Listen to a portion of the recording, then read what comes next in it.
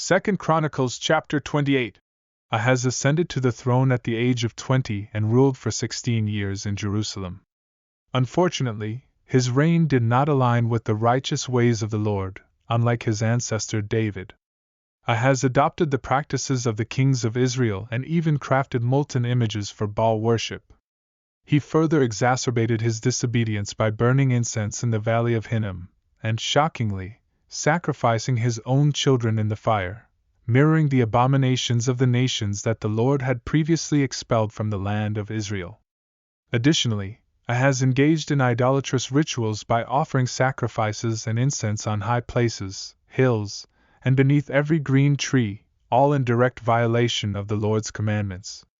As a consequence of his transgressions, the Lord delivered Ahaz into the hands of the king of Syria. The Syrians defeated him and took a great multitude of Judah's people as captives to Damascus.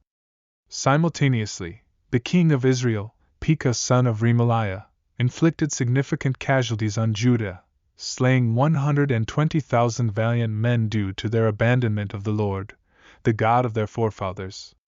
During this turmoil, a man named Zichri, a mighty Ephraimite, assassinated Maaseiah, the king's son, as well as Azrikam, the governor of the palace, and Elkanah, who held a high position.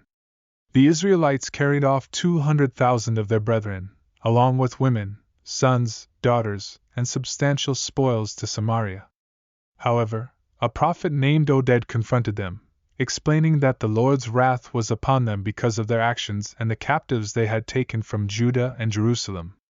Certain leaders of Ephraim, including Azariah son of Johanan, Berechiah son of Meshillemoth, Jehizkiah son of Shallum, and Amasa son of Hadlai, opposed those returning from the war. They argued that the captives should not be brought into their midst, as they had already incurred the Lord's wrath due to their sins. As a result, the armed men left the captives and the spoils before the leaders and the entire congregation.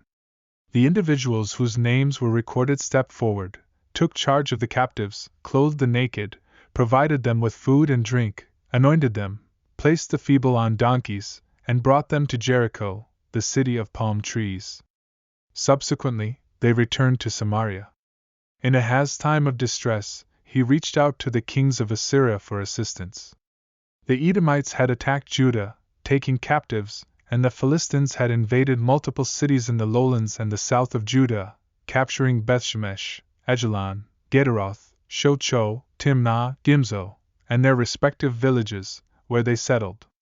Ahaz's rule had brought Judah low due to his unfaithfulness to the Lord.